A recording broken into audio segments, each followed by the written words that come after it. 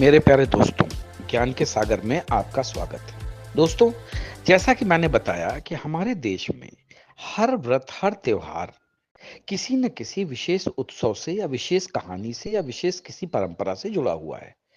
हर व्रत के पीछे, हर त्योहार के पीछे किसी न किसी ईश्वरीय महिमा का वर्णन है और उनको कथाओं के माध्यम से एक पीढ़ी से दूसरी पीढ़ी को हस्तांतरित किया जाता है। यही हमारे सनातन धर्म की खासियत है और यही हमारे सनातन धर्म की मान्यता है। दोस्तों, भाद्रपद यानी भादौ महीने की कृष्ण पक्ष की अष्टमी को श्री कृष्ण भगवान का जन्मतिथि मनाई जाती है, जन्म दिवस मनाया जाता है, जिसको कृष्ण जन्माष्टमी कहा जाता है।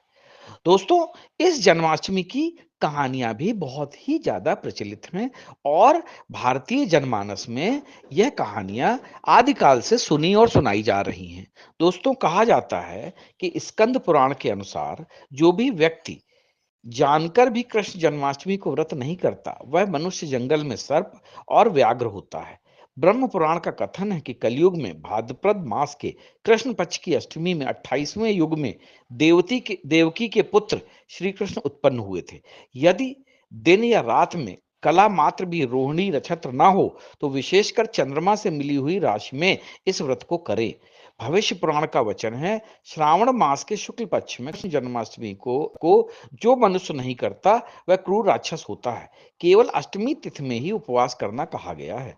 यदि वही तिथि रोहिणी नक्षत्र से युक्त हो तो जयंती नाम से शोभित की जाएगी, यानी कि कृष्ण जयंती यानी जन्म दिवस या कृष्ण जन्माष्टमी, इन दोनों में यही एक अंतर है। वायु पुराण का वचन है कि कृष्ण पक्ष की जन्माष्टमी में यदि एक कला भी रोहिणी नक्षत्र हो तो उसको जयंती नाम से ही संबोधित किया जाएगा, अतः उसमें प्रयत्न से उपवास करना चाहिए। इंद्र ने कहा, इसी कहानी को आगे बढ़ाते हुए, कि हे ब्रह्मपुत्र, हे मुनियों में श्रेष्ठ, सभी शास्त्रों के ज्ञाता, हे देव, व्रतों में उत्तम व्रत को बताएं जिस व्रत से मनुष्यों को मुक्ति लाभ प्राप्त हो, तथा हे ब्रह्मा, उस व्रत से प्राणियों को भोग व मोक्ष भी प्राप्त हो जाए। इंद्र की बातों को सुनकर नारद जी ने कहा कि हे इंद्र, त्रेता युग के अंत में और द्वापर युग के प्रारंभ समय में निंदित कर्म को करने वाला कंस नाम का एक अत्यंत पापी दैत्य पैदा होगा। उस दुष्ट व नीच कर्मी दुराचारी कंस की देवकी नाम की एक सुंदर बहन थी। देवकी के गर्भ से उत्पन्न आठवां पुत्र कंस का वध करेगा। नारद की बातें सुनकर इंद्र ने कहा कि हे महामते, उस दुराचारी कंस की कथा का विस्तार पूर्वक वर्णन कीजिए। क्या यह संभव है कि देवकी के गर्भ से उत्पन्न आठवां पुत्र अपने मामा कंस की हत्या कर पाएगा? इंद्र की संदेह भरी बातों को सुनकर नारद जी ने कहा कि हे आदित्य पुत्र इंद्र, एक समय की बात है जब उस दुष्ट कंस ने एक ज्योतिषी से पूछा कि मैं ब्राह्मणों में श्रेष्ठ ज्योतिर्विद, मेरी मृत्यु किस प्रकार और किसके द्वारा होगी? ज्योतिषी बोले, हे दानवों में श्रेष्ठ कंस, वासुदेव की धर्मपत्नी देवकी जो वाक्पुट है और आपकी बहन भी है, उसी के गर्भ से उत्पन्न उसका आठवां पुत्र शत्रुओं को भी पराजित करके इस संसार में कृष्ण नाम से विख्यात होगा। वही एक दिन सूर्योदय काल में आपका वध करेगा। ज्योतिषी की बातें सुनकर कंस ने कहा कि हे दैवज, बुद्धिमानों में अग्रणी, आप अब यह बताएं कि देवकी का आठवां पुत्र किस माह में किस दिन मेरा वध करेगा? ज्योतिषी बोले, हे महाराजा, माघ मास की शुक्ल पक्ष की तिथि को 16 कलाओं से पूर्ण श्री कृष्ण से आपका युद्ध होगा। उसी युद्ध में वे आपका वध करेंगे, इसलिए हे महाराज, आप अपनी रक्षा यत्न पूर्वक करें। इतना बताने के पश्चात नारद जी ने इंद्र से कहा, ज्योतिषी द्वारा बताए गए समय पर ही कंस की मृत्यु कृष्ण के हाथ निसंदेह होगी। तब इंद्र ने कहा कि हे मुनि, उस दुराचारी कंस की कथा का वर्णन कीजिए और बताइए कि कृष्ण का जन्म कैसे होगा तथा कंस की मृत्यु कृष्ण द्वारा किस प्रकार से होगी। इंद्र की बातों को सुनकर नारद जी ने पुनः कहना आरंभ किया। उन्होंने कहा कि उस दुराचारी कंस ने अपने एक द्वारपाल से कहा, मेरी इस प्राणों से प्रिय बहन की पूर्ण सुरक्षा करना। द्वारपाल ने कहा, ऐसा ही होगा। कंस के जाने के पश्चात उसकी छोटी बहन दुखित होते हुए जल लेने के बहाने घड़ा लेकर तालाब पर गई। उस तालाब के किनारे घनघोर वृक्ष के नीचे बैठकर देवकी रोने लगी। उसी समय एक सुंदर स्त्री जिसका नाम यशोदा था, उसने आकर देवकी से पूछा कि हे कांते, तुम इस प्रकार क्यों विलाप कर रही हो? अपने रोने का कारण मुझे बताओ। तब दुखित देवकी ने यशोदा से कहा कि हे बहना, नीच कर्मों से आसक्त दुराचारी मेरा ज्येष्ठ भ्राता कंस है। उस दुष्ट भ्राता ने मेरे कई पुत्रों का वध कर दिया है। इस समय मेरे गर्भ में 8वां पुत्र है, वह इसका भी वध कर देगा, क्योंकि उसको डर है कि कहीं मेरा ये पुत्र उसका वध न कर दे। इस बात में किसी भी प्रकार की संशय या संदेह नहीं है, क्योंकि मेरे ज्येष्ठ भ्राता को यह भय है। अब देवकी की बातें सुनकर यशोदा ने कहा कि हे बहन, तुम विलाप मत करो। मैं भी गर्भवती हूँ। यदि मुझे कन्या हुई तो तुम अपने पुत्र के बदले उस कन्या को ले लेना। इस प्रकार तुम्हारा पुत्र कंस के हाथों नहीं मारा जाएगा। तदनंतर कंस ने अपने द्वारपाल से पूछा कि देवकी कहाँ है। इस समय वह दिखाई नहीं दे रही हैं। तब द्वारपाल ने कंस से कहा कि हे महाराज, आपकी बहन जल लेने तालाब पर गई हुई हैं। यह सुनते ही कंस क्रोधित हो चुका और उसने द्वारपाल को उसी स्थान पर जाने को कहा जहां देवकी गई हुई थी। द्वारपाल की दृष्टि तालाब के पास देवकी पर पड़ी। तब उसने कहा कि हे माता, आप यहाँ किस कारण से आई हैं। उसकी बातें सुनकर देवकी ने कहा कि मेरे गृह में जल नहीं था, जिसे लेने मैं जलाशय पर आई हूँ। इसके पश्चात देवकी अपने घर की ओर चली गई। कंस ने पुनः द्वारपाल से कहा कि इस घर में मेरी बहन की तुम पूर्णतः रक्षा करो। अब कंस को अपने मरने का इतना भय सताने लगा कि गृह के भीतर दरवाजों में विशाल ताले बंद करवा दिए और दरवाजे के बाहर दैत्यों और राक्षसों को पहरेदारी के लिए नियुक्त कर दिया। कंस हर प्रकार से अपने पापों से खुद को बचाने की कोशिश कर रहा था, ताकि उसके प्राण न जाएं। एक समय सिंह राशि के सूर्य में आकाश मंडल में जलाधारी मेघों ने अपना प्रभुत्व स्थापित किया।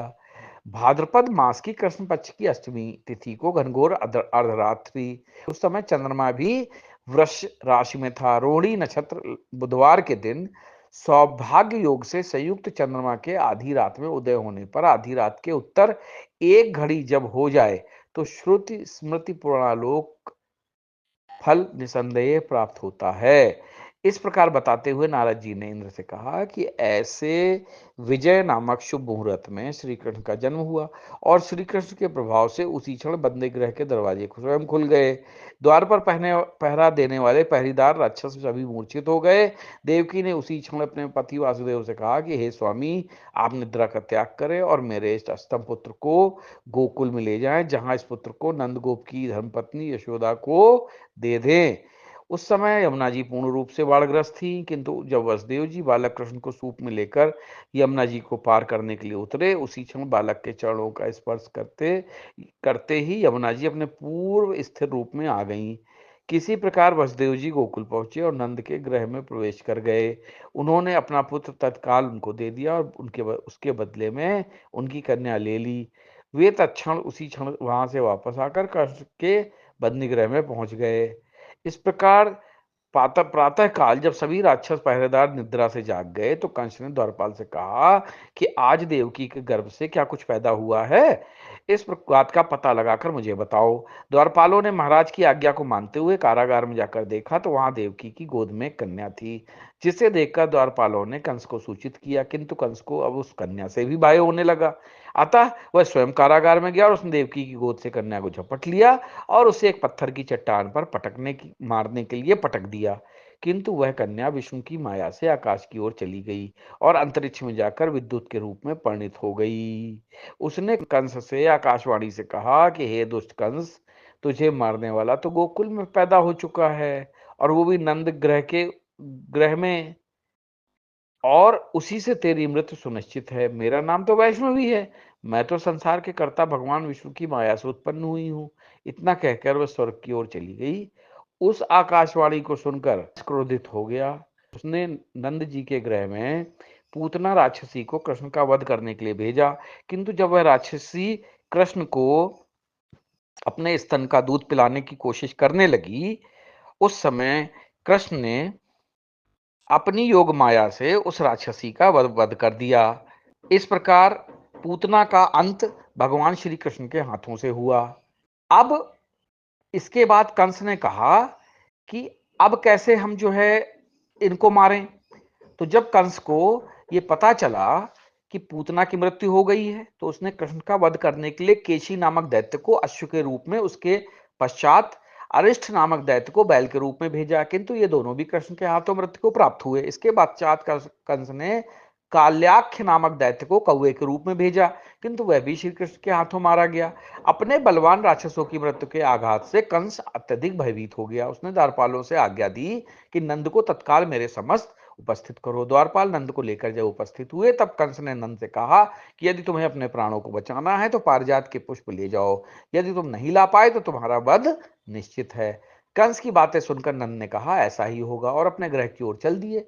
घर आकर उन्होंने संपूर्ण वृत्तांत अपनी पत्नी यशोदा को सुनाया, जिससे श्री कृष्ण भगवान भी सुन रहे थे। एक दिन श्री कृष्ण अपने मित्रों के साथ यमुना नदी के किनारे गेंद खेल रहे थे।